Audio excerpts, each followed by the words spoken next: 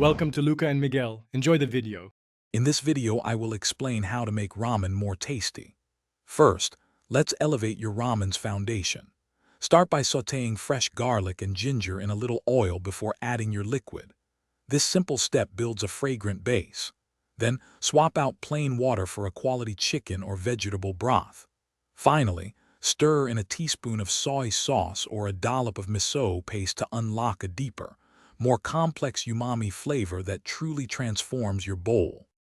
Next, let's talk about toppings, which are crucial for both texture and flavor. A perfectly soft boiled egg with its jammy yolk adds incredible richness. Don't forget fresh elements like thinly sliced green onions and a sprinkle of toasted sesame seeds for a delightful crunch and aroma. For a more substantial meal, incorporate your favorite protein, such as tender pork belly, grilled chicken, or crispy pan-fried tofu. Achieving balance is key to a truly delicious ramen. A small squeeze of fresh lime juice or a splash of rice vinegar can cut through richness and brighten all the flavors. If you enjoy a little heat, a drizzle of chili oil or sriracha adds a wonderful warmth.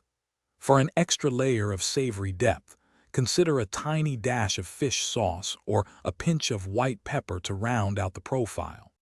For those final touches, a sheet of crispy nori or a sprinkle of furikake adds an authentic Japanese touch and a burst of flavor. A tiny swirl of toasted sesame oil right before you serve brings a wonderful nutty aroma that completes the experience. Remember, the best ramen is the one you enjoy most, so experiment. Also, be sure to check the description below for a link to the new Kindle Paperwhite and other great deals you won't want to miss. Thanks for watching and please subscribe. It's the best investment you'll ever make.